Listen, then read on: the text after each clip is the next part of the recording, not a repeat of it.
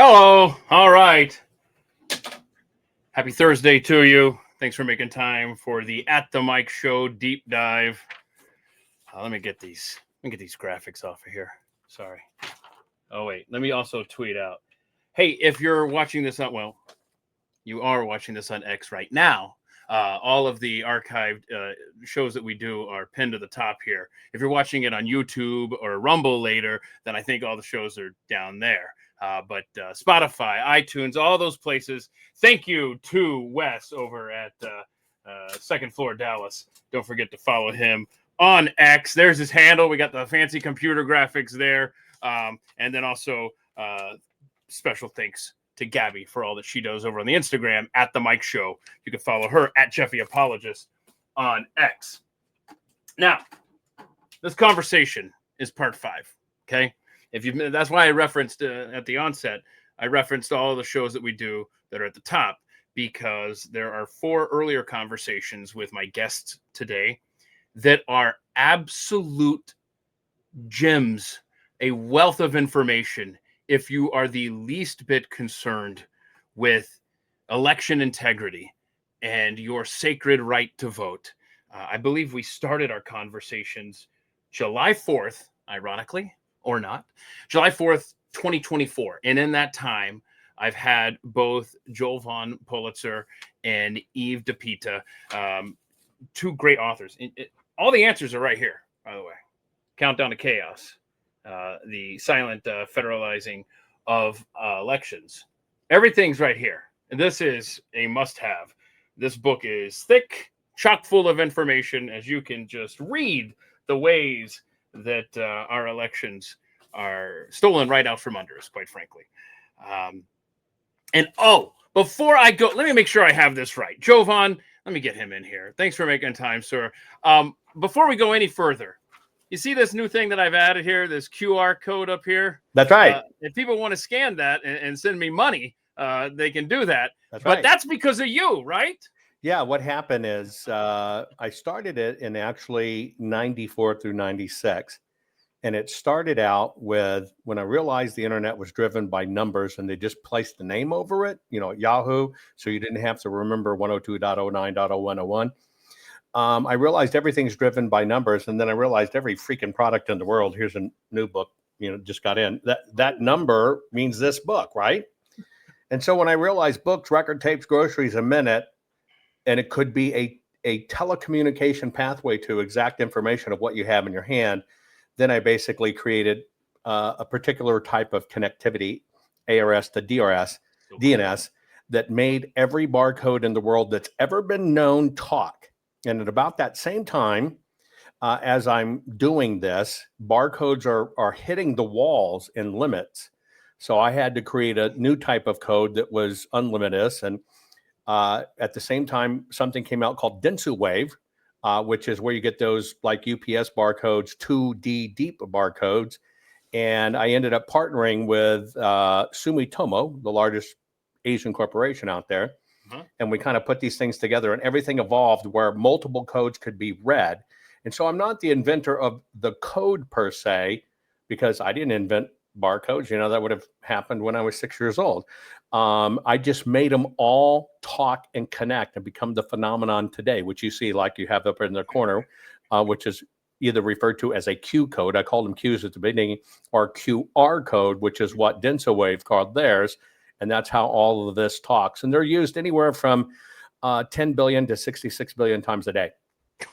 Oh my goodness, that is awesome. All right, well, you're obviously an inventor. There's so much stuff that you have. And I slept at a Holiday Inn Express. And he slept at a Holiday Inn Express last night, in addition to all of the accolades. But he's also an author and his co-author and an incredible researcher. I brought you up here, Eve. Definitely check out their book, Countdown to Chaos. What's the new book, Jovan? What was that you were holding up there? This one, I'm doing research, and I've got several new books coming out, but this is about AI called Building a God. Ooh. And it's a topic that I'm researching for a new book, which is about, we're on the precipice here. So are we God or damned? Man, I tell you what, it's going to be terrifying and exciting, maybe less exciting, maybe more terrifying. I don't know. But whenever you get to that point and you want to talk about it, please let me know.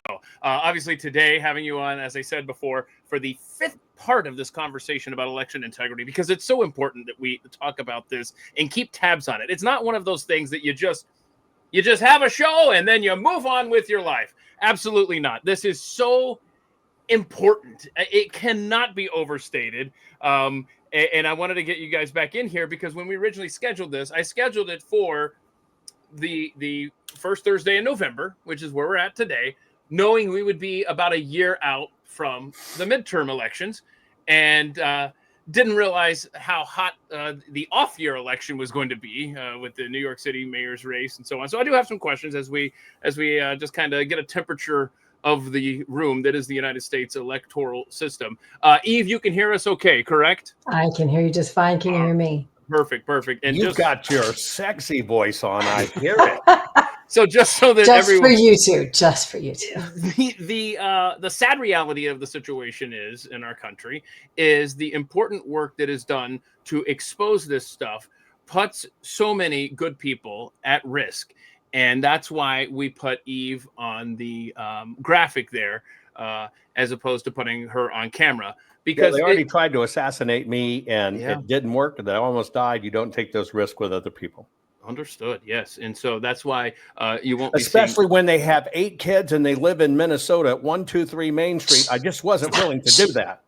It's 9, but we won't tell that. We won't tell that. A new one? We won't. Don't, I'm not going to offend it that you didn't.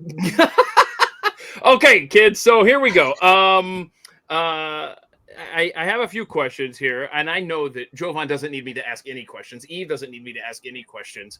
And they have so much information that I could just sit back and let them talk, which I'm more than willing to do. But I just have a few questions at the onset here, as we are. Because the last time we talked, I remember you said the fraud is absolutely 100% still there. It was just that it was too big to rig when the vote turnout came out so strong for President Trump in November of last year.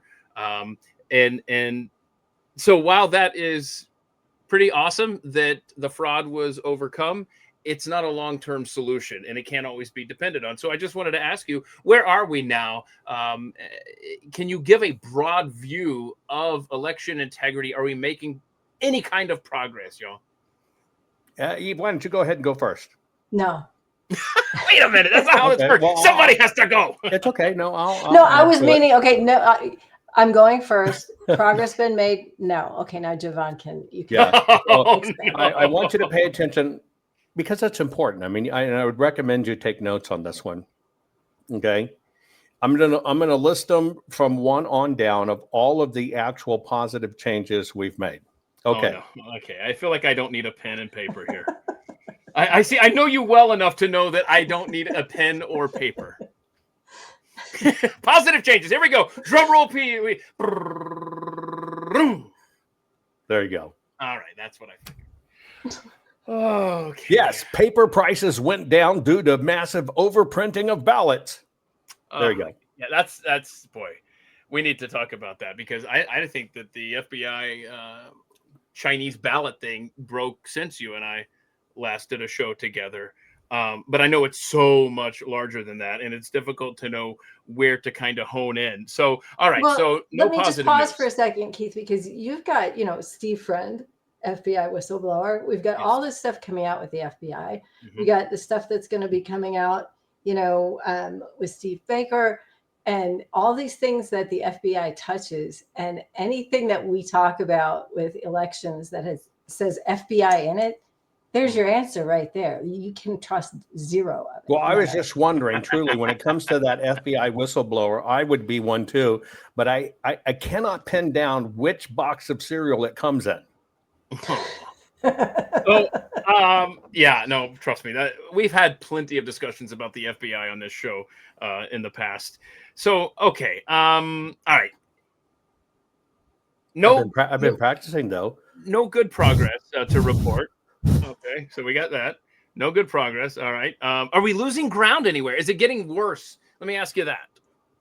I can give you a measurement if you allow me to do a little bit of math. No, it's fairly simple math. There we go. Obama in first term got 69 million popular votes. His second term, he got 65 million popular votes.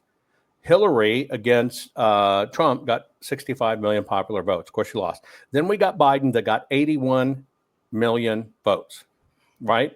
And then Kamala with 2025 got 68 million votes. Now, the way I measure this is I watch those votes. And here we are a year later, and now Kamala has 75 million votes. So do those numbers again. 69 million. So Yep. Obama first term got 69 million popular votes. Okay, I'm writing these down. Okay, go ahead. Okay. You're going to put it on your screen with your post-it Chiron. And then you've got a second term. Okay. Second term Obama, 65 million votes. 65. Then Hillary running against Trump, 65 million votes. Oh, 65 again. Okay. Yeah. Then Biden with 81 million votes. 81. Boy, he was so popular. Go And ahead. then Kamala against Trump, 68 million votes. However, from election a year ago to now, Kamala has risen to 75 million votes. Well, how'd they do that? Tell me. Well, I think they just keep on pushing the button. They know the game's over, right? No, I'm going to tell you the secret. Now, don't tell anybody. I'm just telling you how it works. In every voting precinct in America, they left all the voting machines running this past year because it's the machines that do it. And they just kept on running. That is fascinating, bro. Holy crap. Nobody told the machines that the game's We didn't over. shut the damn things off. And now she's got in excess of 75 million votes. And it goes Okay, up every this day. opens up It's the machines. so many more questions that I didn't know I had 5 minutes ago. Holy crap. Is it so now she can go out there and say it was the closest election in the 21st century? Well, it's several. She can say she was more messianic than Obama. She was more powerful than Hillary. And she's close to Joe. Here's what they really did. With that 81 million middle finger FU that they threw at us, it stuck out. And so what they did is they steadily, under the radar, via ballots, in case you didn't get it, no PCAPs involved, via ballots, they kept on adding to Kamala. Now, why did they do that? Just like you saw with Mandani race and stuff and coming in the midterms, they're going to steal it again. And so what they're doing is they're raising them up because now when they get to that general election the next time, it's not going to look so disconnected. Right. Say, we told you those were legit. Look, they voted again and again. They voted in the midterms. They voted in the special referendums. They're real. Yeah. So instead of the last 5 elections looking like, well, this. That's right. That's exactly what it looks like. It's going to be more ish. Like, well, no, it started. No. It started out like that. No, seriously, I can show you. It's graphically light. It looks like this. See, and then what they did is this, right? Slightly shorter, but 2 of them. Gabby, there's your clip for Instagram.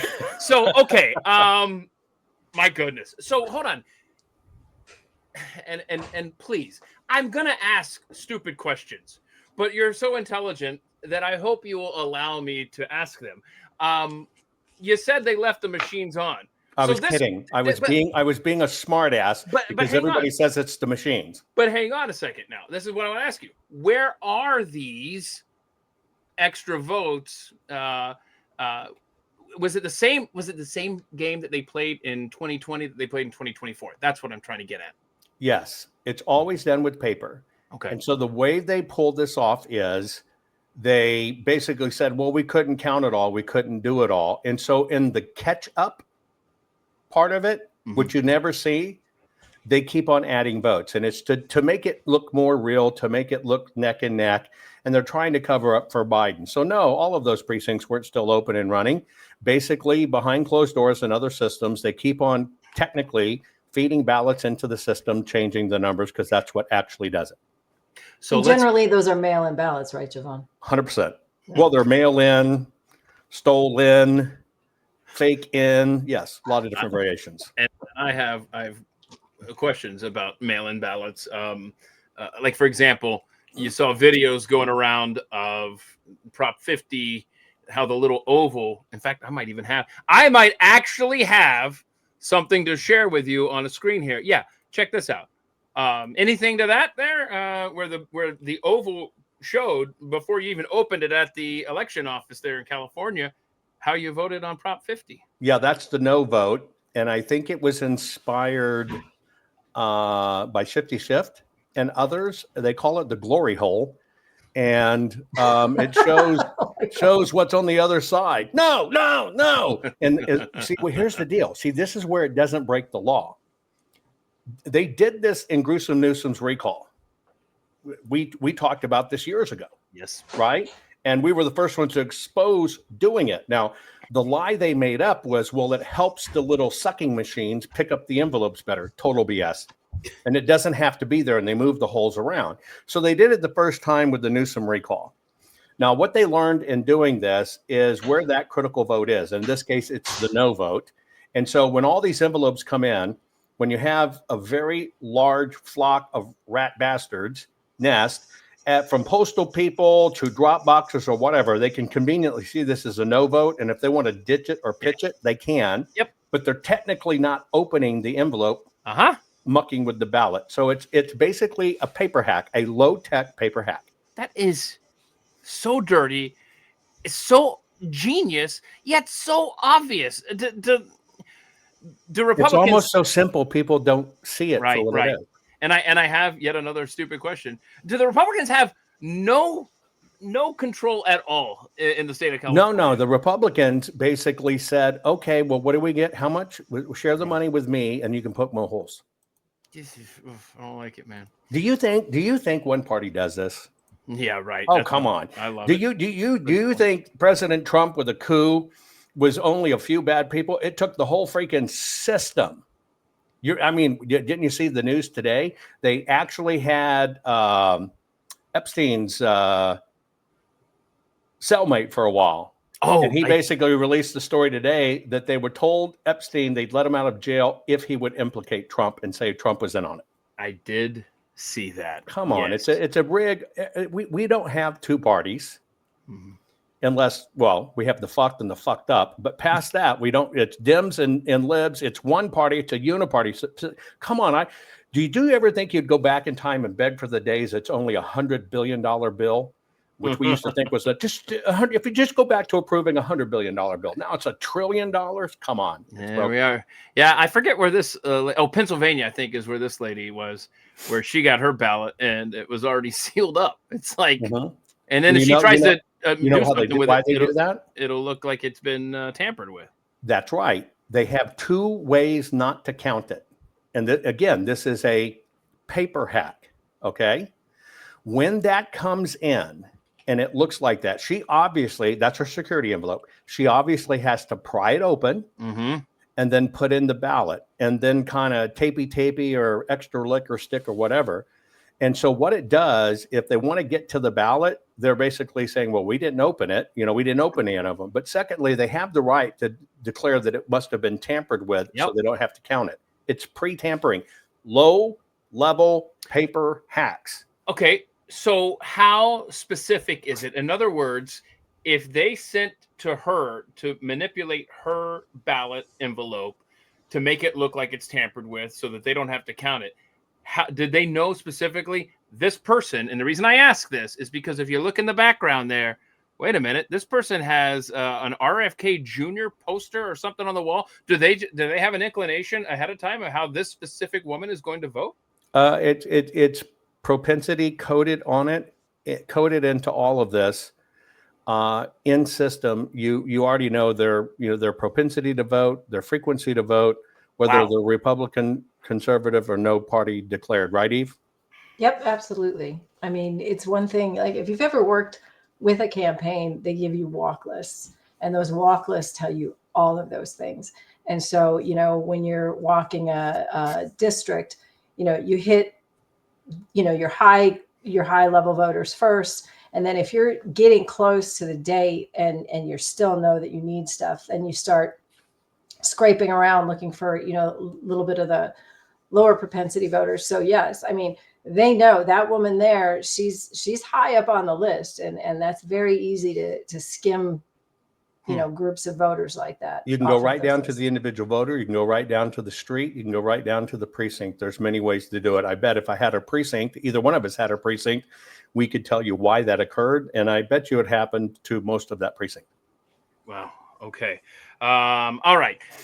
Before we go any further, you talk about how it's the paper ballots. That's where the fraud is.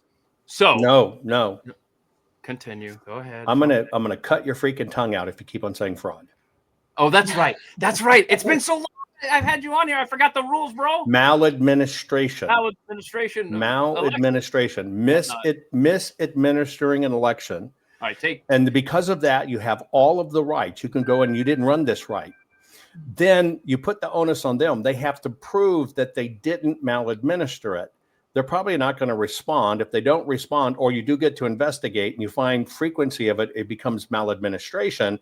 And when you find a propensity of that frequency, it then becomes fraud. But you can't declare fraud. And one of the ways all of the hacks happen, it's all low level. It's not super sophisticated. Everybody was told it was fraud, it was fraud, it's fraud. I saw it on TV. F is fraud. That means it's fraud. Stuff changed on TV. They got the whole world to claim it's fraud. It was written into affidavits. I saw this fraud. Boom. Affidavit disqualified. Instantly disqualified, because you can't adjudicate fraud. You can only adjudicate maladministration as an observer. See, that's why you're the awesome guest that I have on. So then let me do a little housekeeping here. Yeah. You got any soap? If it's the paper, if it's the paper ballots. Yes. Did put you on the spot here. Did Sydney, what's her last name here? Sidney Powell. Did Sidney Powell? I thought all this time I thought it was Sweeney. Have I been looking at the wrong person? Whatever she says, I thought she's hot for an attorney. Did Sidney Powell have anything right? I know Sydney. Sydney's a friend. I love Sydney. And you're only as good. You got to understand it was a combinative hack. So I got to go back a little bit. In the 1980s, the Democrats sued the Republicans for cheating. Ironic, isn't it? And the Republicans did a consent decree. It means they agreed to not sue regarding anything to do with doing something wrong in an election. And so what it did is it basically prevented all Republicans from filing lawsuits about problems in elections. And that stood for 35 years until that judge who kept on renewing it died. That stopped right at 2020, magically, right? And so what you have in a generational term, that's 2 generations of people, it's almost like 6 or 7 generations of lawmakers, because they cycle in and out, that you were forbidden by the GOP to talk about crimes in elections, et cetera. You just couldn't do it, or they would get penalized. Wow. And so a whole crop of attorneys and all legislators forgot what these things really were. And then when it really came back up and in our face, nobody knew how to deal with it. There was nobody that had any real experience in it. And then we got infomercials, fraud, melt them to prison, fraud. And it changed everybody's vocabulary. And every freaking affidavit claimed fraud, and every freaking lawsuit claimed fraud. But at the same exact time, there was a person who came up in supposedly an event like in October, said, I infiltrated an Antifa call, and there was this guy, Eric Coomer, on the call, and he says, don't worry, took steps to make sure, I'm paraphrasing, that Donald Trump wouldn't win. Nobody verified that information. Somehow he got referred by people in high places, and they all included his testimony as part of their petition. And it was totally bogus. And so I believe those lawsuits and time were predestined not to work simply because people didn't understand. I'll give you an example. All of them wanted acceleration to the federal courts, but we have state elections. See, we don't have federal elections. We have state elections with federal components. And so what they did is they claimed federal foul. It skipped the local courts, which they thought was better, skipped the city, skipped the county, skipped the state, go right to the federal court. Well, the federal court basically said, well, you have no standing because you got to fight this in state court. And they just sent it right back down. And then it kept on rolling around with claims that couldn't be verified, that even when it would bounce to maybe SCOTUS looking at it, why SCOTUS had to reject it is a very simple thing. This has not been adjudicated. Why? Because every one of them claimed fraud instead of maladministration, because every single one of them claimed, well, we got PCAP evidence and it shows it went to China. Not true. Every single one of them said, well, there was an infiltrated Antifa call. Here's the guy for security for Dominion, and they did it. You can't verify it. All of them got kicked out. And so 100% of those cases were lost. 1/3 of them were just given up on and said, okay, never mind. Well, not only that, but another thing that happens, kind of like a ping pong match, is you've got state elections, but you have this federal monitoring system, federal oversight system. And if you look in the agreement, the packets and the information that gets sent across those systems are information owned by the federal government. So while the states administer it, you can't, if you're going to sue them or if you're going to sue anybody, you're going to have a heck of a time getting the information, because that jurisdiction then goes into the executive branch through the Department of Homeland Security. Yeah, and Department of Justice, where you're going to hit with Merrick Garland, right? Come on, Department of Homeland Security and all that stuff is what opened up to all this monitoring stuff. In case you read a book, it's a really good book. It talks about this stuff. I'd like to show you the Countdown to Chaos. You know the reason it's called Countdown to Chaos? Because, hold that up if you would again, yes, please. You see Trump and Biden on it. It's not about Trump and Biden. It's about how did they set up that storm. It goes backwards in time. There's no theory in it. There's no rumor in it. It's their documents, their memos, their letters, their agreements, their speeches and everything that shows how they led up to this so they could pull that off at that moment in time. Yeah, and it's got the ballots there. See that right there? That's right. Yeah. None of them are folded. Very subtle. And there's potential here for another book. Should the research that continues to We're just struggling with the title. Yeah, right. Right? I voted for It's All Fucked Up, but she thought that was a little too hard. Well, oh, God, Lord. So what were we saying, Eve? I mean, what do you want me to say? I want to be truthful. Come on. What we pull punches? We want to be truthful. Right. I know. Total crap. Poo-poo. Yeah. I mean, how do we equate this? Screw the pooch didn't work either. You shot that one down. I know. Wait, you shot down Screw the Pooch out of it? Yes, I thought Screw the Pooch was. You should have seen my art. It was like right on. Oh, good Lord. God help us all. Yeah, but how about living in chaos? Continued chaos. Yeah. Continued chaos. Oh, I vote for that one. I think it could say one word: Mandani. Yeah. One word says it all. Nothing but chaos. I have that would be good. Hey, you know what, Eve? I like that. Nothing but chaos. Nothing. Yeah. Okay. One more question, I like that. As it relates to the voting machines, Dominion voting recently sold to an outfit, Liberty. Is there anything that we need to take away from that news? Yes. All the voting companies since the 1980s. Every time there's a trouble or a problem, sold to other people in the voting industry, and they changed their name. It's happened 16 times. I did a program on it. 16 times before. Every time there were big investigations, they just drop it, sell it, flip it to someone else. They give it a new name as they circulate executives. But let me ask you a question. I just want to ask you a question. Oh, no questions. Wow. Go ahead. Okay. Go ahead. Think about this for a moment.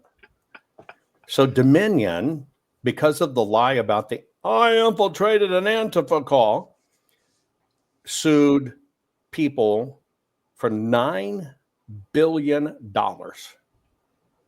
Now, if you're going to believe the machines are bad, you got to believe the machine companies did something. You got to believe, well, they're covering their butt because they don't want it known. So $9 billion in lawsuits. I think it's well over $1 billion in cash payouts to Dominion. And they still have all these contracts. Why would they sell? Well, here's what you need to do. You've got to make it look like it changed. So what did they do? They changed the name, Liberty Voting.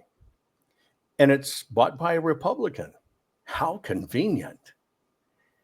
If you look at every little element, It's all the things they need to make you think something changed. Right. Not a thing changed.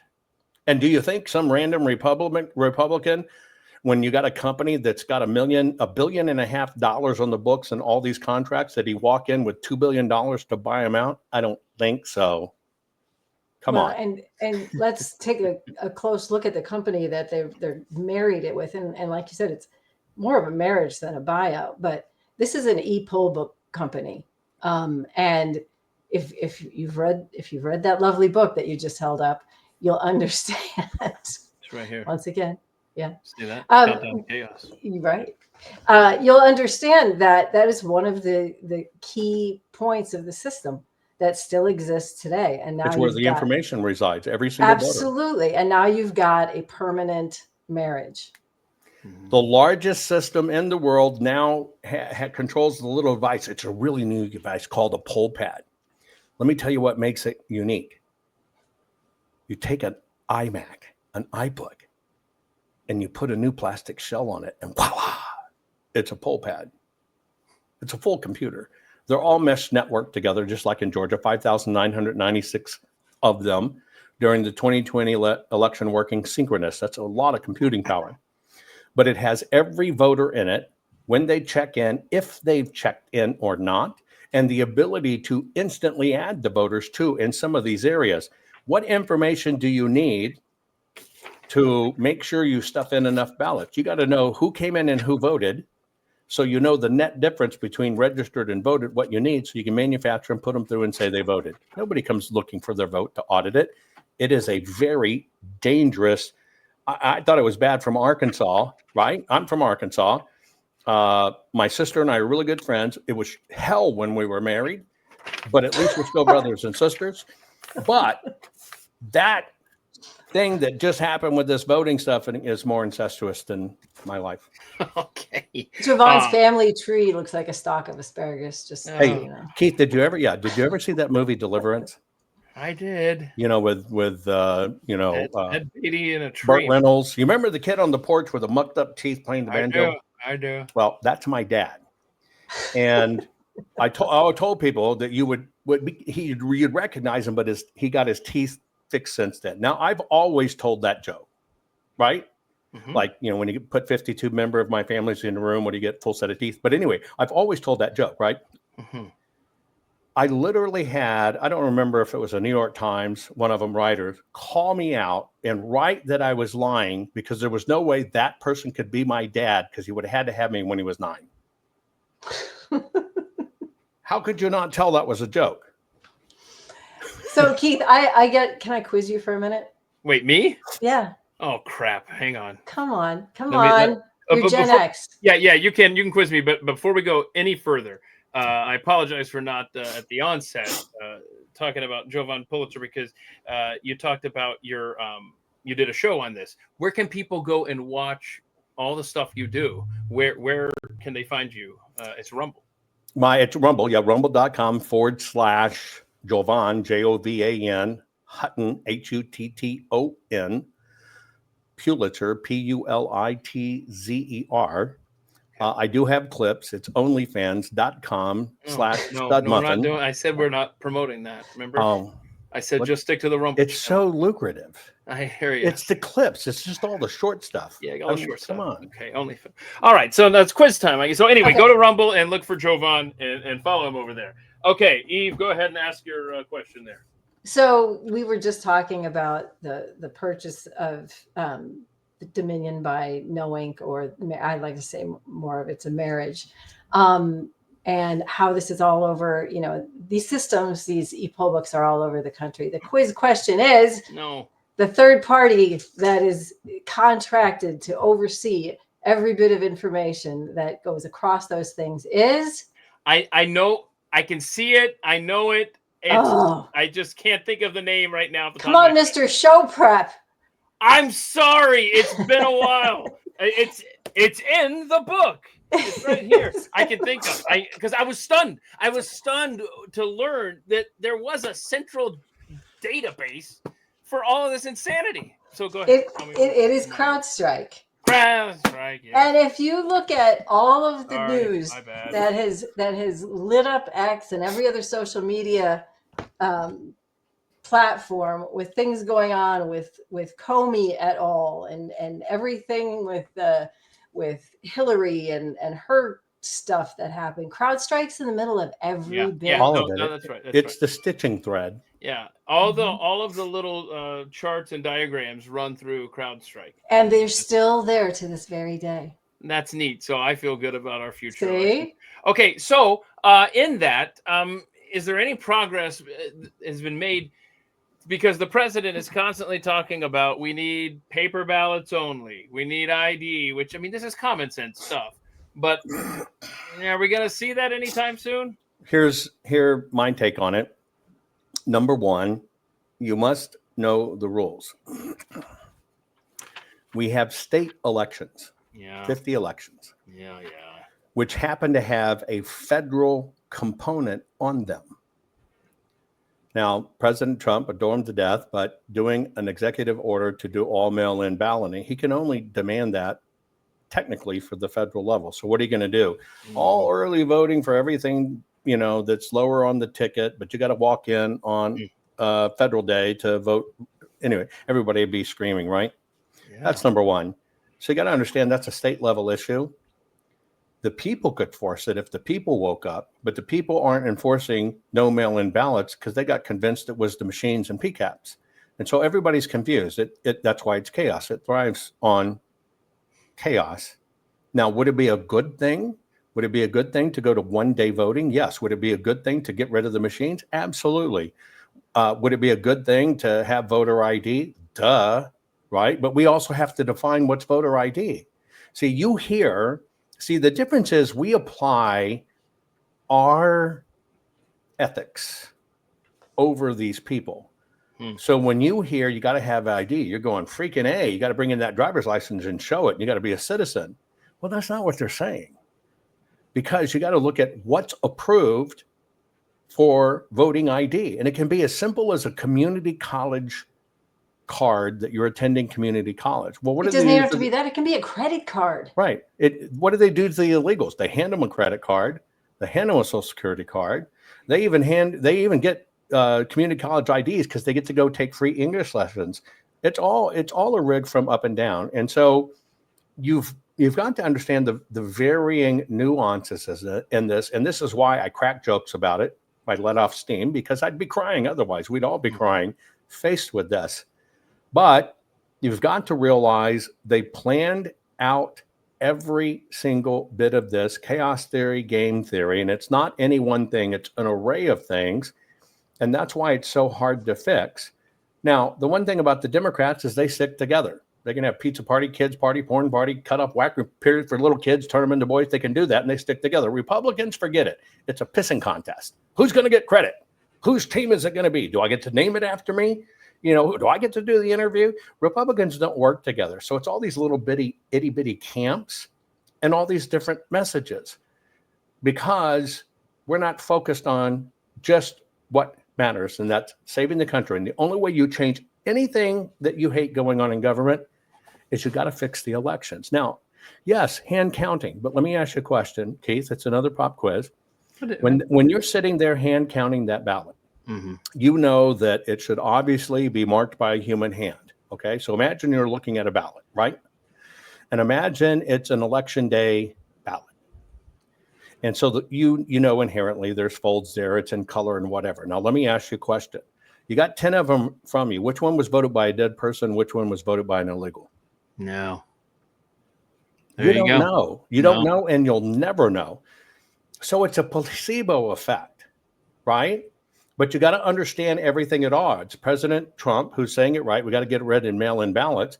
But what is the GOP doing? They got Scott Pressler out there saying, bank your ballot. Well, how do you bank a ballot? You get it in advance. How do you get it in advance? Mailing in early. They just changed the words. But if we were to look at the Democrats, have you ever heard the Democrats get rid of the machines? No.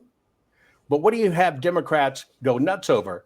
You can't demand an ID. You can't end mail-in ballots. You can't end drop boxes. That's racist. We can't even recognize what the Dems are fighting to protect because we get such psychological warfare on our side. Do you agree, Eve? Oh yeah, no. And the other thing that is really interesting, I think, is because I was anti Real ID for a very long time, and I finally had to capitulate for a bunch of different reasons. But you know, those liberals and those people that wanted all that information collection with Real ID, I think now we should hold their feet to the fire and say, no, not just ID to vote; it should be real ID to vote. Mm-hmm. That's right. It's minor moves. We don't even have contracts with our ballot printers that say you can only print exactly what you need. It's got to have special paper. If you print anything over that, we need to know. If any of them come back, we need to know. If it was a roaring batch, we need to know. And we have to certify that afterwards. Nobody does that. It's very simple to see. And look at where we are. We just came out of another election where key states, everything was won by the Dems. This isn't over, folks. They're setting up for the midterm. They're going to steal it. We didn't make any headway.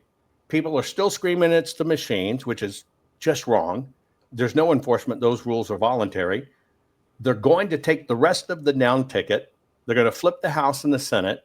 President Trump's going to be Trump. He's going to be lame duck. They're going to impeach him, and then they're going to bring in the emoluments clause and probably imprison him.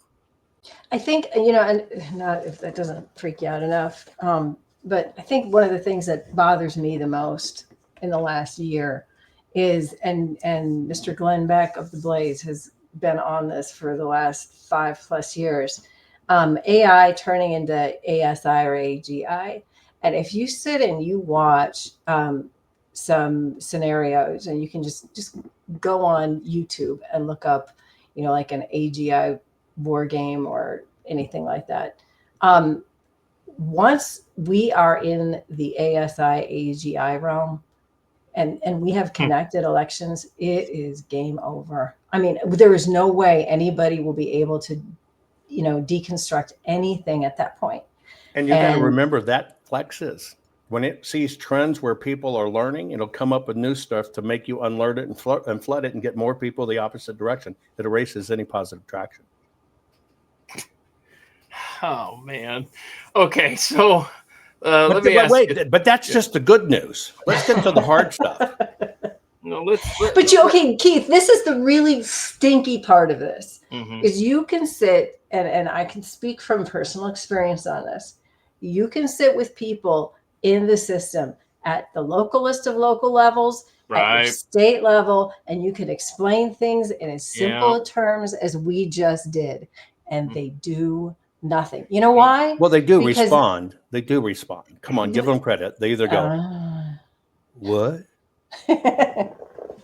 Okay. Sometimes they add a little drool. What? Yeah. And this is the thing, because either the responses are, I don't believe you, or that's too controversial. We can't talk about it. We're not here to disrupt. That'll make everybody get mad at each other. And I want to have everybody play nice and like me. Absolutely. Yeah. Or what are we going to do about it? And then when you tell them what to do about it, then nobody does anything because they don't care. All they care about. Too complicated. Exactly. Because it actually takes a brain to actually do something. I think it's different. I want to chime in, and I don't want to talk over you, but I'm going to talk over you. I'm going to tell you what it is, because I finally figured out what it is.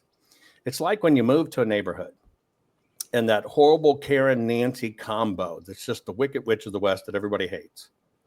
She runs for the position of president of the Homeowners Association, which nobody wants. Then she wins because nobody votes. She voted for herself. She gets out there and she starts writing people tickets, being able to tell you things, come knock on your door and point your finger. They have what they perceive as a power position. I equate a lot of this precinct stuff with people that think they're in some sort of I'm the vice chair of the county. I'm the chair of the county. And they actually think it's a position of prestige. No, it's a position of service. And they don't see it that way. They see it as I have power.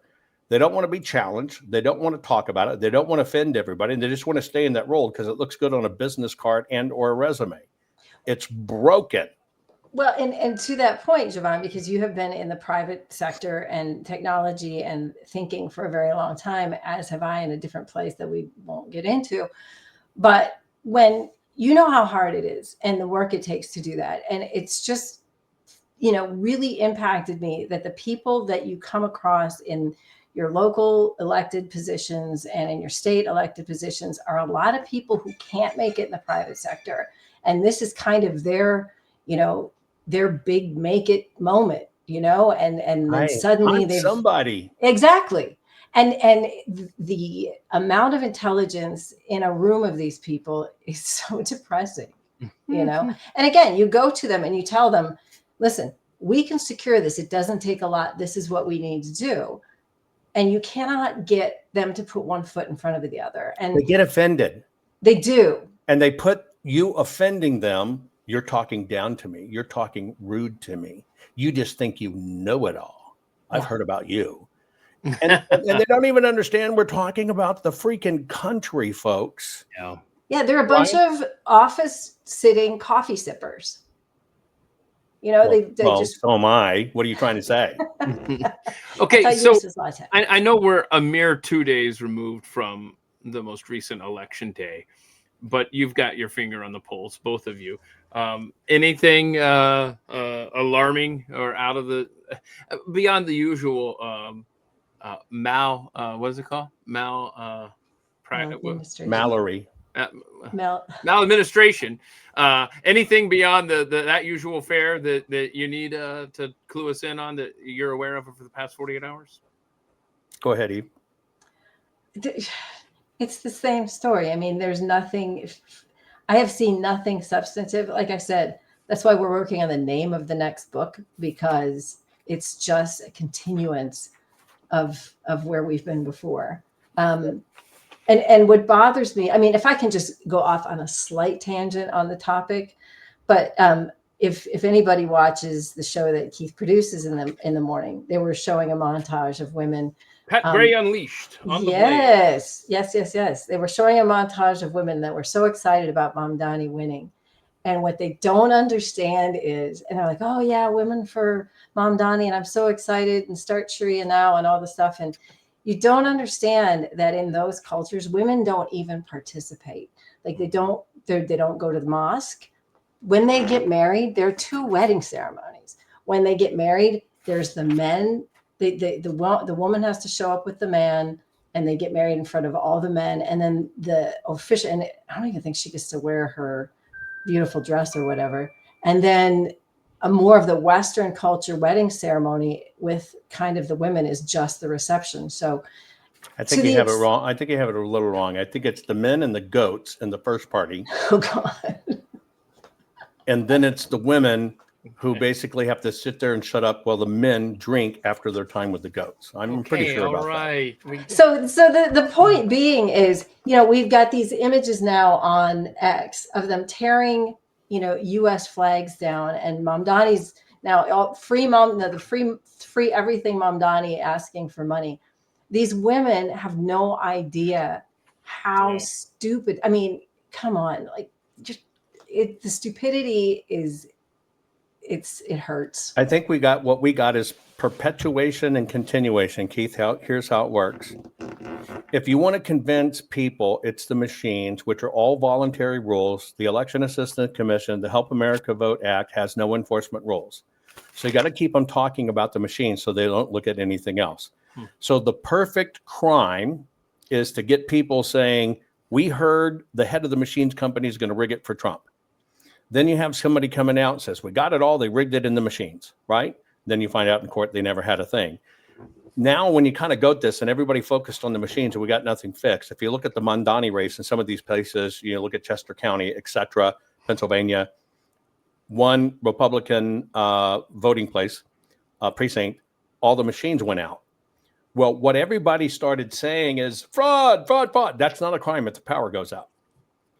What they do, it's called a pump and dump. It's a time hack, and they get 2 things with it. They can shut off the machines remotely in a heavy Republican area. Now you have 2 choices. They're going to tell you, look, I'm sorry, you've been standing in line for hours. They slow roll it. They turn them off. You've got a couple of choices. They're going to say you can go 6 miles down the road. You can get back in that new line. Most people don't have the testicular fortitude to do that, right? Or they can say, look, you can go ahead and take your paper ballot, if it mark it, fold it, and put it in this box. They got you to the same thing on the paper that they control. You never know if it's counted, but it's a time hack. But they also get something bigger out of it. Because you've been so inbred on it's the machine, you see that time hack, not for a time hack, but for they rigged it on the machines. And so you keep on perpetuating the machine myth. Mm-hmm. It all works in their favor. And they use a combination of these things. And so what I saw, Mandani race and all this other stuff, they deployed all the same low-level hacks that they've always done. We still got an issue with overprinting ballots. We still got an issue with people getting 5 or 6, 7 ballots. You got somebody that you see at Mondani's victory party, who we have pictures of on social media with 5 or 6 ballots, and he's there at the party and said, I voted every one of them, but nothing's done. And then you've got places like Oregon. It was my program this morning. They're not going to prosecute foreigners for voting in the election, because if they got a ballot, then they assume they can vote. Therefore, they didn't intend to break a crime because they thought they could. This is all this concerted writ, but it's when you really look on the face of it, it's very low-level technology that can be done in a way that you have tons of good people out there that work these elections. They just don't know what's going on. Right. They barely use the net or email. They don't know what's going on, and they think they can sit there and watch. And since no Black Panthers showed up, it was a secure election. It's all upside down. It's all low-level stuff. So I think what we got in this brand new election, all kidding aside, we got perpetuation of the same stuff, and it made everybody talk about it's machines again. It's a joke. It's a total joke. And if I may pivot just a little bit and talk about the solution, and Jovan kind of touched on it a little bit earlier with don't overprint ballots. If you treat the paper ballot as currency and not like U.S. currency, maybe we should talk more about gold, or postage stamps. They treat postage stamps better than they treat currency. But if you treat the ballot like actual gold-backed currency, and if you treat the voting locations like a skiff, I think you can get somewhere. Tell people what a skiff is. A skiff is a self-contained, what is it? Information. What's the F? It's a super. It's basically like you're in a secure fortress area. Yeah. Yes. There are no communications in, no communications out, zero connectivity. So yeah, what you walk in with, you walk out with, which is nothing. And so if our voting locations have a secure number of ballots in that location, you go in, you vote, there's zero connectivity. And I think Jovan can back me up on this. I'm okay with the scanner. I don't have a problem with the scanner. I have no problem with the scanners. I have no problem with the tabulators. Yeah. Because I know we don't really use voting machines unless you're in an area with a BMD, a ballot marking device, that puts in your vote because they think you're like me and you can't even do an oval because you're Arkansas, right? But these machines are inherently not the issue. It's people, paper, and programs. It's how they're used and whatever. And so I have no problem. If they control the paper properly and they have right contracts, it doesn't take any new laws. It just takes proper contracts. We can fix every bit of this. I normally don't get to use this banner here on these deep dives here, but I'm going to go ahead and use this because here's a story from a few weeks ago to your point about the ballots being of such high importance, the paper ballots. A woman ordered coffee in paper plates on Amazon. She got a box full of 250 blank ballots, but it's probably nothing, right? Now, that was pretty eye-opening to me, and it was probably to you, Eve. I think just like we learned the real estate hack, that you'll have and I'll explain this. You have an elected official, we'll say they have a $500,000 home. They've got a note on it, several $100,000 note. Magically, somehow, their note gets paid off. They didn't pay it. And now they've got a title-free home. Then they go get another loan, taking out the equity. They got the $500,000 back out. Magically, that note gets paid off. But see, there's no reporting in cash transfers on that because it's hidden in the banking system.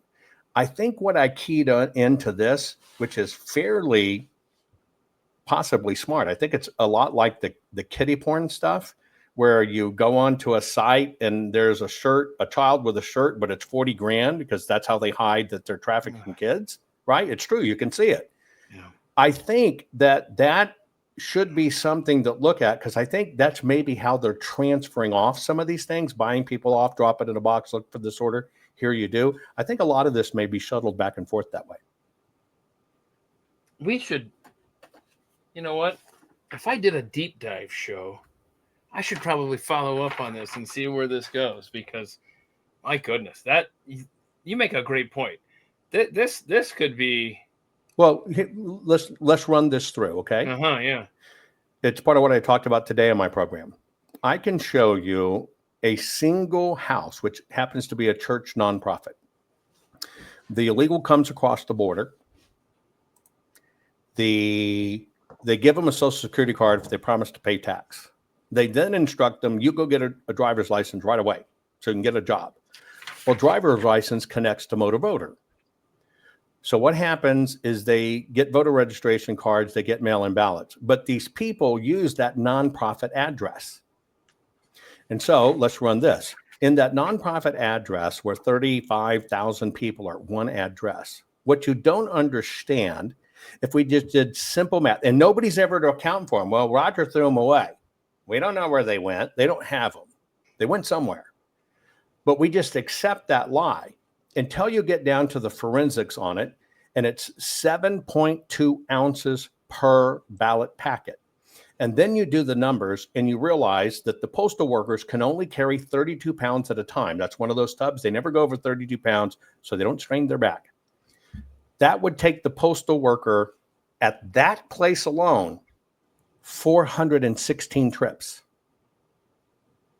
416 individual trips. But they never asked the postal worker delivering those all. The postal worker instantly knows something wrong. But because they can't equate that, that's about a trash bag's full. But these places says, well, I guess Benny threw them away. Well, did you question Benny? And did Benny do 416 trash bags of this crap? Nobody ever follows up and doesn't linearly chase it down. Yeah. Well, and that's why real forensic audits they're terrified of them. That's right. You know, It tells and the that's truth. why everything that happened in Arizona, you know, nobody wants to really, really look at it because it implicates so many different people at different levels. Right. Now, Well, it's RICO Yes. is what it is. It's federal racketeering. In a previous conversation that many in this audience right now maybe aren't familiar with or forgot, but explain that, please. One of you explain a real forensic audit and what that would entail. Well, the man, the myth, the legend who actually did them. He didn't join us today. Something was wrong with that dude. My husband, he's not here. Look, a forensic audit, when you had petty people say, well, you forensically look at a drive, and if we look at one machine and we get a drive, that's a forensic audit. A forensic audit is looking at everything. So let me give you this, Keith, and I'll kind of play it to you backwards if that's okay, right? Mm-hmm. In Maricopa County in 2020, one of the things that we discovered is if you look at the telemetry, that means their records of how they scanned in the votes. They would scan about 140,000 ballots a day in the lead up, and they were using 10 tabulator machines to do it. Now, they told us that they needed 10 extra days of counting. Remember, it was the first one. We need 10 extra days to count. Right. If you look at those 10 extra days, basically they had one day that was about 90,000 ballots. They had 2 days they counted nothing. The average of days was only about 7,000 ballots, and they used only 2 of the tabulators. So if they were overloaded and need 10 extra days, what the hell did they do, right? Because it doesn't show it on their own stuff. But you got this little blip out here on the radar, 30 days after the election, boom, 120,000 ballots go in. And after certification, am I wrong? Yeah, it's after county certification, mm-hmm. state certification, and federal certification. But they go in, boom. Now we're going to back up. So one of the problems we had in Maricopa, you saw that little ditty where, turn over the routers and they give the stuff, which they never did because we could get the real information. I wrote this story that, look, there's a low-level paper hack that they do with a Sharpie. This was the first time in elections they told you must use a Sharpie. It literally had emails. I exposed them all. You must make people use a Sharpie. The county did a promotion for over a year. We have a brand new paper called Vote Secure, and the Sharpie will not bleed through. And then they came out with a plausible story that the ink gums up the machines, so we got to go to Sharpies. There is not one single repair order we can find on a scanner that the ink clogged it, but forget that. So what they did is they didn't even provision the precincts with pens. They gave them all Sharpies, right? So on election day, everybody has to vote with Sharpies. On those, we'll call it 130,000 ballots, they had 2.1 million extra votes that bleed through, and that confuses the machine. So what it does, it lets them temporarily suspend them. They know what's there, but they suspend it. Now we're going to go one back. We had to fight for these ballot images. So we got, we'll just call it 1.8 million, 1.9 million images the proper way. We get the post image, the pre-image, the post image, the CVR, election management file, and all the formats. It's all there, except a batch of them, we'll call it about 120,000. Somehow they were missing. We keep asking for them, keep asking for them. It's finally time for them to get handcuffed because the subpoena comes. They're going to go to jail. And they said, oh, well, here it is. We found it. You didn't ask for what we archived. They had some reason archived those.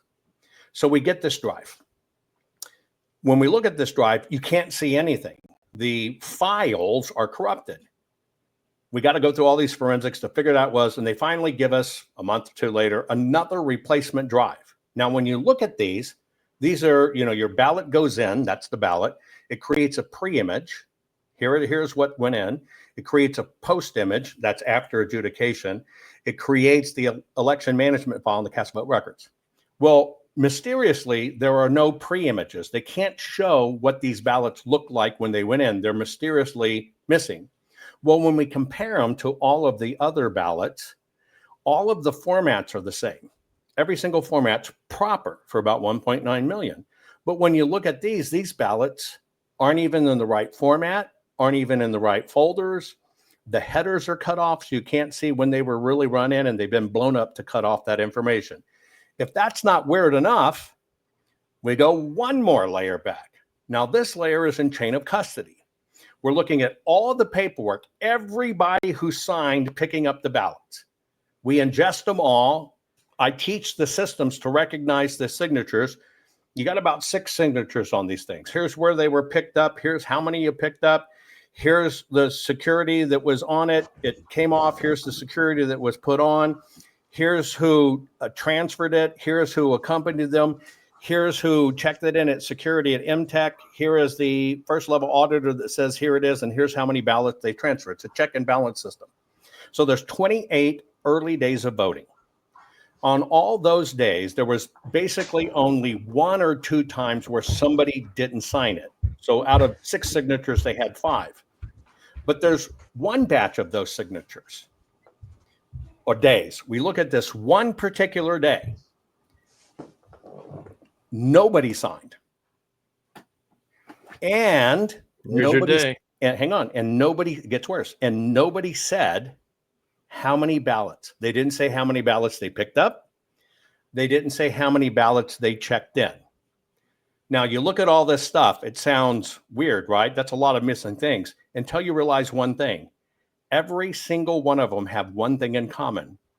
They're all the election day ballots. They didn't count a single election day vote right. They brought them in, they hit it all, they made up what they needed, and they even got that number wrong, and they ran them in 1 month later. And I can tell you every person at every time at every station who was there, who should have signed, but they won't give us access to them because I can interview 500 employees working there and basically said, who told you not to fill out the paperwork this day? Because every one of them didn't do it. Is that a coinkydink? I think not. And those results stand to this day. That's a forensic investigation. Yep. And Jovan, let me just and by the way, it's prosecutable evidence. And one thing that is very curious, and I had to step away for just a minute, so forgive me if you've touched on this, but he does pre-election auditing as well, and the whole thing about the highly specialized envelope machines. Did you talk about that at all? Not at all. We went back and we audited 16 years of elections with data, because you got to know what you're measuring against. Let's just take this 2020 election. So we get this pandemic, and the first time they told everybody you can't go anywhere, do not go out, happened to coincide with baseball season, like July 4th weekend, whatever, right? The states report to the post office how many ballots they're going to mail in September. It has to be in September, how many they're actually going to mail. So the post office is ready. Okay. These things come out, hundreds of thousands of days. It's super fast. However, for some reason, when we have the pandemic and other states that don't do a lot of mail-in ballot or whatever, the balloteer, meaning the printer of the ballot, in April, made the single largest order in history by a magnitude of 10 of ballot stuffing machines specifically for mailing. I got a question for you. How'd they know? How'd they know? I mean, that's how'd they know they were going to need them? That may be the single. No, I got a better one. You want a better one? Oh. I am petitioning Maricopa County recorders, the Senate, the House. I want to see the cash receipts of how many ballots were mailed, how many ballots came out. Each packet, when it goes, uses election postage rate. It's dinged on a counter. It's paid from an account. Both parties share equally. I want to see what was the payment going out. And the reason I wanted to know that is because they said they sent 2.5 million ballots, but the ballot printer printed 4,089,000 for Maricopa. So I wanted to see that. Then I wanted to see how many came back in, because now I get the return mail. I get to see it again. I get to see the receipts. They blocked every bit of it so we couldn't count the ballots and really know what they paid. You want to know how it gets worse?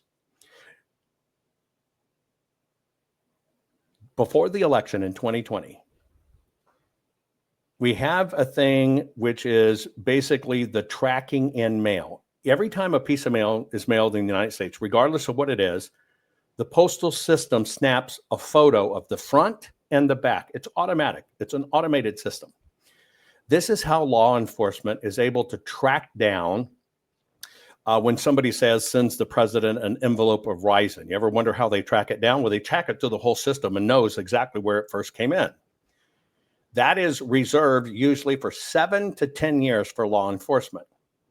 So what I'm doing is I'm requesting that information, because here's a few things. I want to know how many they really mailed. And if they spent more than they mailed, then we got both the House and Senate on a financial crime. Here's what they did. At the United States Post Office level, during that election, they basically took that mail tracking program that takes the forensic pictures front and back to be able to do this, and then they dialed it back to 30 days. All this mail went through. We just want to keep it for 30 days. Never done that before. So now we have no images because they were destroyed within 30 days. Then Biden comes in, they turn it back to the long term. Nothing. You got your little banner yet? Can we put that banner back up? Yeah. Why? Oh. But what do I know? I'm just a Jew who's Mossad and a grifter. Okay. And he's mean. He's got a foul mouth, and he just talks too hard to people. So you got to forget everything I told you in truth. Yeah. You shouldn't like me. Shouldn't like you. Okay. So that. Oh my God. Now you understand why I'm pissed. What do we? And it comes out. So yeah. So what is the next step in that process? Well, this is where, look, we found well in excess of 200 different ways they manipulate the system. We documented every one of them. The machine, the GOP machine, ramped up poll watching, and they guided everybody to machines and ignored all the evidence. If everybody would have paid attention, we are able to catch every one of these. But what's really interesting is it only takes simple contracts. Every contract that ever came up for renewal for any of these companies could have included elements that has these requirements, which makes it automatically auditable and puts the damn printer on the hook, penalty of law, for not having the right records. But nobody did it because they distracted everybody away from it with the machines. The biggest distraction with the machines is we got them all 3,000 counties. We got the PCAPs. 5 countries are going to be here. Every lawmaker is going to be here. 300 lawmakers are going to be here. They're going to look at the PCAPs. We're going to show them how they were stolen. We're going to show them the real vote. We're going to show them where the swap vote. They're going to be able to take this back to their tech people. The tech people are going to verify it, and everybody's going, oh my God. Then it finally gets to court. Remember, the guy that was supposedly the key that did it couldn't testify because he was protected by the CIA, and I can't talk about it. When it finally got to court with Mike Lindell, he had to admit under oath he never had them. He had nothing. He never had them. And that's on court record. And he spun that as a win. Had them. Think what we've been through. And how but that's what everybody stopped. Q's got it. Don't worry. Trump's still president. I laughed with President Trump about that thing. Right there sitting at his desk with him, laughed about this Q shit. He was still in charge controlling the military. Right? It made people stand down, think somebody else has got it. And then that PCAP lie. Let me tell you another interesting thing. The guy who supposedly provided all the data, former CIA asset, to Mike Lindell, a fellow by the name of Dennis Montgomery, has a record of almost 20 years of being in court over this stuff. And each time it gets to court, he conveniently has a heart attack. The time he was going to deliver it to Mike, he conveniently had a heart attack. And he's supposedly protected witness for the government. The same team that did this for Mike is the same team that got Tina Peters to let them look at the machines. And that guy that looked at the machines is also protected FBI witness, so he couldn't testify at her trial. Remind folks, Tina Peters, because Tina Peters is Tina Peters is the county recorder in Mesa, Colorado. Mm-hmm. It came out that they were doing a trusted build. And so you had all these supposed tech experts go in. The real story is Tina had no problems in her elections. Didn't think there were any problems. She gets introduced to Dr. Frank, who says it's a 6-degree polynomial. However, he's on record saying, I need a Republican area that's rock solid and has no problems, but it's got to be a Republican area. That was Tina Peters. Somehow he gets introduced to her. Tina says, we have no problems in our elections. He convinces her, nope, I want to test my theory. That's his whole, I want to test my theory. He convinces her there's a problem. Even to the point when she says no, and we can't get that information, he says on record recorded, well, I got people can do it. We can kind of just get it, right? So all these guys swoop in with the endorsement of Mike Lindell. They run through all this stuff. Conveniently, where we're supposed to see the PCAPs, but we did, and it became the Tina Peters show today. Look what we got. Look what we got. But on that show broadcast, everybody's watching to see the proof of the PCAPs. It became the Tina Peters show. And what the guy said, the monkey who was coding with it, right? Oh, I'm sorry. My attorney says I can't talk about this because they must be stolen. How convenient, right? That's what Tina went to jail for. Tina didn't open the machines. Tina didn't take the data. Tina didn't do any of it. The very guys that were there to save her are the guys that did the criminal acts, the guys that released it over the internet, the guys that hacked into the system, the guys that convinced her something was wrong. Nothing happened to them, but Tina's serving 9 years. 9 years. Shouldn't have served a minute. Not a day. Not a day. And it's all the same people and group involved in every one of them. And the damage done is so prolific. I mean, it's ridiculous. The decision came down 30 days before the election. That was a signal for the county recorders.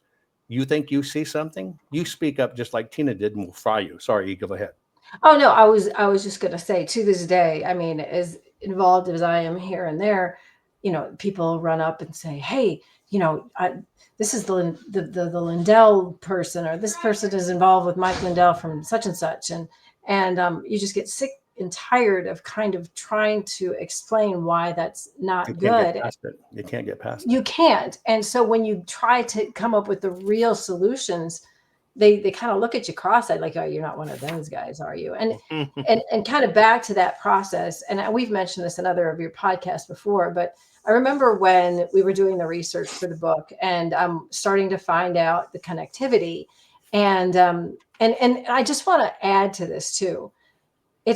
We're not saying that we know things happened, or we know, you know, things were switched. We know that it's connected. We know who connected it. We know how it's connected. Right. And I think it's always been legal for these things to talk to the internet. It's never been a crime. Exactly.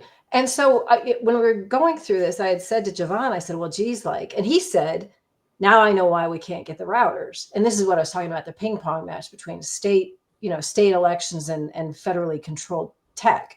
And I said, "Well, geez, why don't we just find a friendly and get a router that's a friendly?" And he said, "That's just a ball of worms. We can't go there." So that was very early on. We determined that was a no-go. And that other group of people has somebody now rotting in jail, a Gold Star mother rotting in jail yeah. And they should have known ahead of time that they were, you know, chasing a. Yeah, I'll give you another. You just tell me if this is a coincidence. So we get all these mail-in ballots in 2020. We get all this stuff. I'll give you one more from Maricopa. When it came time that the guys at the county level who didn't comply with a subpoena were going to go to jail, right? They finally disclosed, well, this year we got rid of our routers and servers. We co-located them with the sheriff's department. Yes, I remember this. And you can't look at it because it'll compromise sheriff investigations because it's all on the same thing. That's how they covered for it. It was under this Russia BS crap that they used law enforcement as a cover, law enforcement thinking they're doing good, that gave cover for the way they actually got the information so they know how many ballots they would need. And then in Maricopa, they hire special investigators from the military who did a special investigation on the routers and actually came back and said, well, those don't exist. There are no records. There are no Splunk records, which is totally impossible. But everybody bought it.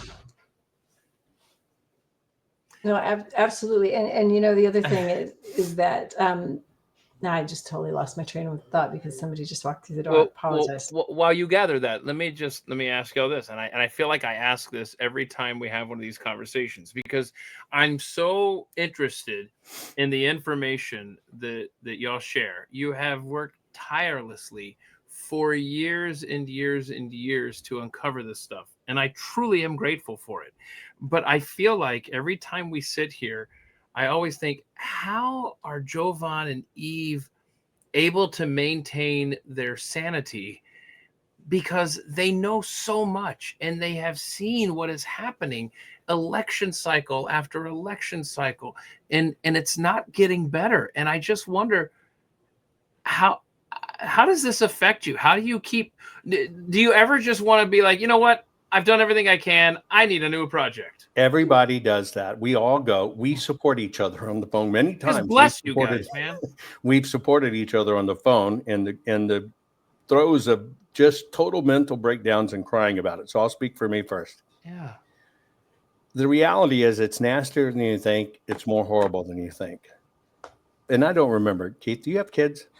I have 3. Okay.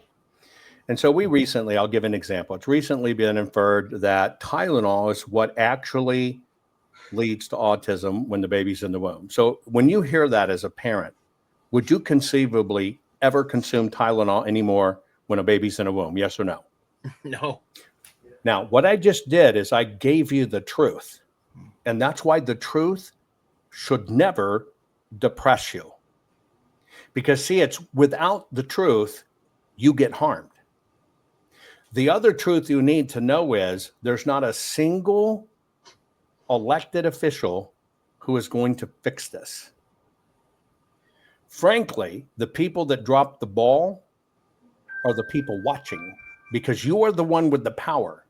You are the one that when you get up to speed, it is you talking about it. It is you sharing right now this program. It is you getting up to speed because you are required by law to instruct your lawmakers. You think your lawmakers, my God, these guys are ADD. They're pulled all over the place. You want a meeting with a lawmaker, drop $1 million check. You don't drop that, you ain't getting in. It is up to you. And we are responsible because we as conservatives went on with our life trying to raise great kids, right? Eve raised the greatest in the world. And we were on with our lives. We didn't care about this stuff when we should have been voting every time the damn door opened, just like liberals. They knew what was up, right? This is on our shoulders. This is our responsibility. Complaining doesn't help. When you get platitudes, it's the machines, melt them to prison bars, 6-degree polynomial, and you buy into that con, it's designed to make you stop. You should be running, you should be talking, you should be sharing, you should be educating. When you get to your county level, they're not going to listen. So you pull those people aside one by one, and you have to teach them if you have to. But this is up to us. And if we don't activate, we're over. Yep. And what Jovan said is absolutely true. We had this conversation not just a few weeks ago about, what else can be done. And I will say that, again, research continues, potentially another book down the road. But without those things that he just enumerated at the local level, personally, if you really want to know what I'm doing personally, I am positioning our family to have alternative currencies, gold, Bitcoin, things that if it goes all wrong, that you make sure passports are current. This sounds crazy. Why do I teach people to grow their own food supply and do stuff like that? That's where we are. You are responsible for yourself. You better take care of yourself because nobody's going to do it for you. And in case you didn't read the writing on the wall, when they're giving illegals thousands and thousands and thousands of dollars and ignoring our military and everything else, they're telling you what they're doing. And honestly, I mean, it does get so depressing. All these things that we've just laid out with Mamdani winning in New York, where they said they could get 40 to 60, Islamists into Congress in the midterms. I mean, and then he said today, one of the first things he's going to do is raise taxes on white neighborhoods because that's what they need to do. Well, and Jovan, I won't speak too specifically, but in my industry and what I do, we were just at a particular place in this area that you are quite aware of. And I was looking at a particular commodity that happened to be from New York. And I looked at them and I said, you know what? I can't even say that I would have anything to do with this in New York ever again, and they said, well, it's just the mayor of New York City. And I said, no, you don't understand. It's the beginning. I said, exactly. How do you invest it with anything New York? I mean, that's just may as well just hand your money over. Well, it's more sophisticated than people think. I had told somebody, I was speaking to a Marine yesterday, a Marine that was signed to very important high-profile operations. And I'm just going through it, looking at what's happened to our country and how it's been done. And it's been an operation the entire time. But if you're American now, you're something bad. You're something shameful. You're something colonial. You're white. You're privileged. It's all a con game. At the same time, while you've been told, don't cuss, don't get mad, turn the other cheek, don't complain, This is all converged on us at this moment in time. Even I's work, we are a moment in time. This is not what we do. We have to do it because we're doing our best to save our country. But this is not what we do and not what we hope to continue to do. And I don't really care. And I probably won't ever get another audit because they now know what you know and they're just not going to let it happen. Yeah. But we had to stand up and do it. We've had our moment. We're telling you the truth. It's your moment now. This is where, and when I'm talking about getting in the streets, any of that, we're talking about it is the truth that sets you free. If you go back and look at any civilization that died, it's because they hid the truth of what was really going on. If you go and look at anybody who actually changed their society for the better, it was all based on them getting the truth out and enough people learning that you couldn't turn back from the truth. But we have been trained, the lawmakers do it. They have the power, and it is incorrect. And we've gone so long. We can't get rid of these systems immediately. It's not going to happen. And yeah, you might get hand counting and ballots. There's 175,000 voting precincts out there. Okay, they got 2 precincts in East Jesus Junction, Utah, to hand count. Did that move the needle? No. It's nice talk. It gets you a lot of donations, but it doesn't move the needle. The only thing that's going to move this needle is to understand what's going on. I think we're the first generation in time that is accountable, is educated, is literate, can read, and can see this happening in real time, that's watching their civilization fall. But we're not equipped to deal with it because they distracted us with all the things we run around to do with our kids and soccer and dance and this and that and this and that and this and that. And it's all chaos. See, it's chaos that makes it work. Because you'll chase red tennis shoes. You'll chase 7 rays of light. You'll chase Q. You'll chase this. Anything to keep you from looking at them of how they really do it. So yes, you got to get pissed off and it will make you cuss. Look at me. But you know what? When you know the truth, you can't turn away from it. But the question you have to ask yourself, what are you going to do with it? So here's what I think's going on. In biblical times, God talked to prophets or messiahs. God talked to them directly. Here's what I need to do. Chosen men. As we came through time, God, quote unquote, stopped talking to the prophets. And that's where we have free will. God gave us free will. All of us. And that statement of we're made in God's image doesn't mean he's an incredible, good-looking character like me. It means we can create or destroy. That's it. We have knowledge. We can use the knowledge to create. We can use the knowledge to destroy. And so I see that we're being tested on the grandest spiritual level forever of whether we're going to exercise our free will, whether we even care about being free and having that free will. And I think God's sitting there watching it going, what are you going to do? Because I showed you. But everybody thinks God's going to wave his hand or you can pray this away. Praying ain't making it go away, folks. We've got to activate. Yeah, and real quick, Eve, and then I'll turn it over to you before we part ways here. There was an update by President James Garfield on the truth will set you free that we learned from the Bible. It's the truth that will set you free, but first it will make you miserable. And I think that's exactly where we're at, Eve. That's exactly where we're at. You got to feel it. You got to feel it. And that's a great segue because as things keep, I'm going to go back again to your colleague, Steve Baker, who we're sitting on what he's going to drop here with the it sounds like. Right. If you want to read Steve Baker has been a guest on this at the mic multiple times, but at the theblaze.com, just type in Steve Baker in the search. And just be amazed at how much this man writes about. Steve Baker over at theblaze.com. Go ahead. Yeah, and I can consider him, a brother that I've never met, because when he says thread pulling, that is literally what we're doing, right? That's where this book came from, was just thread pulling. You wait for the thread to let go so you don't have to keep pulling. You can go do your regular life stuff.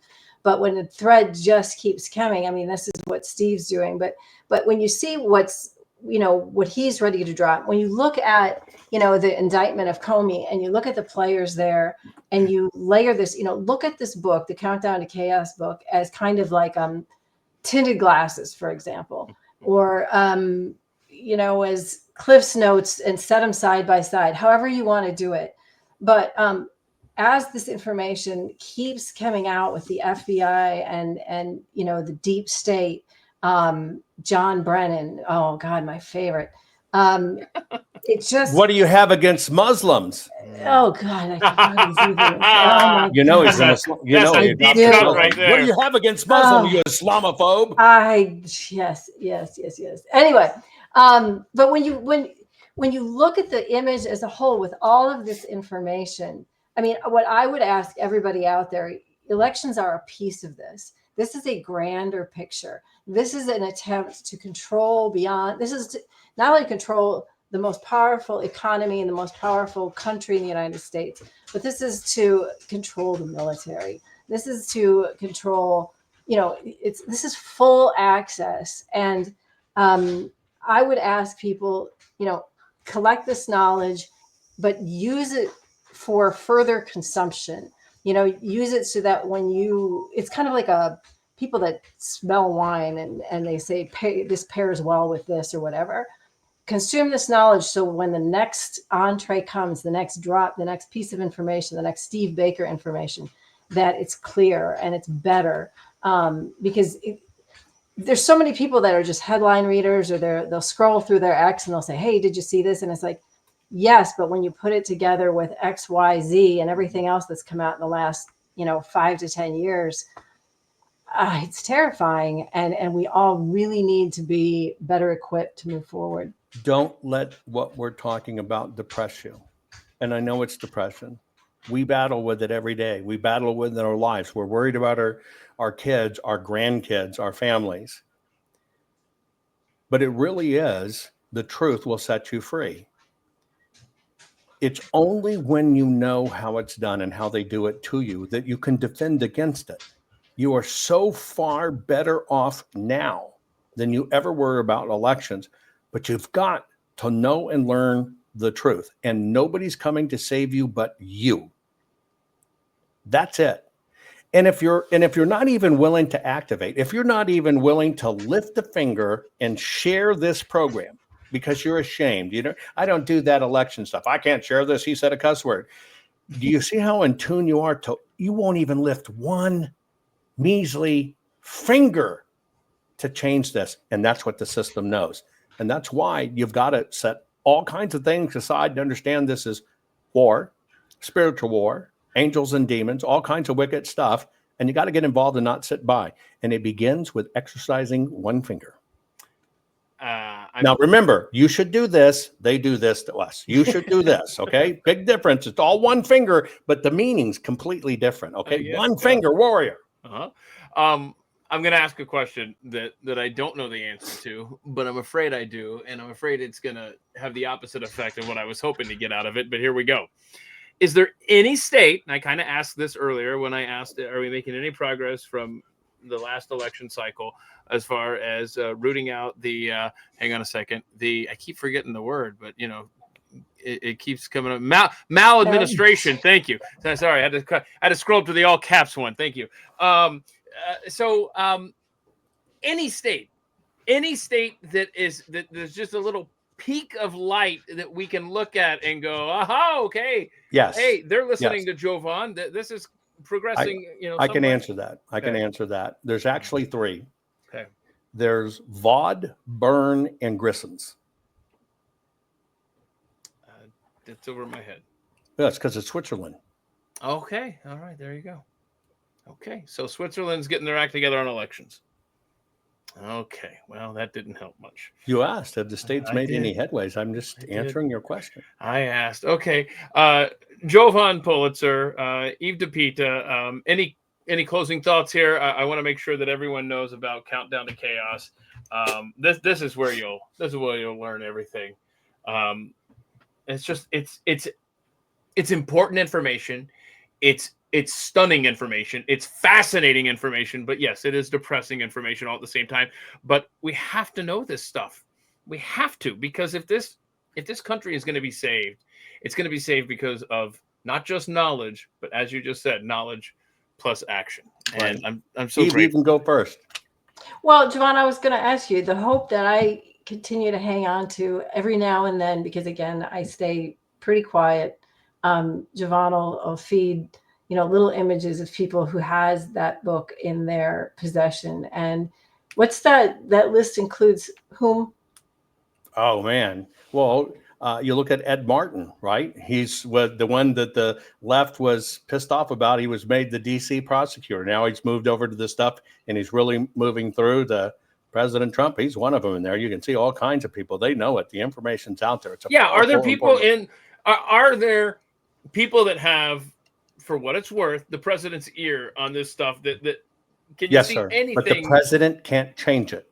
I know. That's what I was about to finish saying. It takes a little bit more, but Mhm. the president can't change it. Here's what I will say in parting of what should you take away. It was ordained long, long ago that God decided you were one of the people that needed to be here when this crap hit the fan. And God chose you to be here when the crap hit the fan because he felt you could handle it. You'd take the information, you'd run with it, and you'd do something about it. So you've already been chosen to win. Your entire life, you've been told you have no say. And that's the biggest lie of all. You're hearing this, you're seeing this, you're learning this, and you're living at this time in history to watch this because you can do something about it. Not because you're here to suffer. Not here because you want to go lay on the couch and cry about this. I believe you were chosen to see this because God believes you can make a difference. You just have to believe it and get activated. Well said. Eve, any closing thoughts here? No, just thank you for platforming this again. This is one of the biggest things. And for, like you had said, for anybody that's listening that wants to do anything, share the show, share the book, go find the link in Amazon. I've seen people share it before. Put it in comments, share it with friends and groups. Yeah. Things like that. Honestly, you can make an email and find the election officials in your town, and all the links, all the conversations that we've had are pinned to the top here on X. If YouTube's your jam, the books are basically at cost. When you go to Amazon, which is the greatest printer, they're basically at cost. You can get them and send them to your lawmakers. And have a receipt that you gave them this stuff, or at least put the link in the email and order it. That way you got them in their inbox, and when they go in, they get so excited. Something from Amazon came for me. Yes, Miss Election Official. Yes, Mr. Election Overlord. And it's this book right here. And it's it's going to get to the holiday season. We worked out a special deal. When you get the book, you get 12 extra ballots that you can vote in the next election. No, it's 250. It's 250. How many? It was 250. Yeah. Oh, I messed up. And paper 250. plates for your snacks. Yeah, it's when you order from Amazon now. Offer only available in Maine, apparently, to people in Newburgh, Maine. There you go. Does Newburgh even have 250 people in it? I don't know. That whole, oh my gosh, I'm not letting this go. That is a great question. Newburgh, who's looking it up here? Me? I'm doing it right now. All right, what do we got here? Don't look it up. Okay, now get ready. So folks, they got 250 ballots for Newburgh, Maine population. Okay, Keith, how many does Newburgh, Maine have? Just take a stab at it. I already looked it up. Sorry. Okay. 1,491. And somebody got 250 ballots for their election in a box? Wow. Come on. The lobsters vote in Maine. Come on. Well, if you hurry up and order now. Hurry up and order now. Okay, well, we'll obviously do this again at some point. And maybe what? See, this is my hope. At some point in the future, when we do one of these episodes, you're going to have good news for us. It's going to happen because we're going to go out there and we're going to make a difference with the knowledge that you've equipped us with. Thank you so much. Jovan Pulitzer, follow him on X at Jovan H. Pulitzer. Don't forget the Rumble channel, Jovan Hutton Pulitzer. See, Pulitzer or Pulitzer. I finally said it right, huh? Yeah, you did. And then it's actually Eve, cool. Yes. There you go. Well, y'all are awesome. Thank you so much. And to all of you who tuned in for this, please, like Jovan said, be sure to share it. The platform of your choice, Spotify, iTunes, YouTube, Rumble, and here on X. We'll be back tomorrow for the Friday live stream. Always so much to discuss here.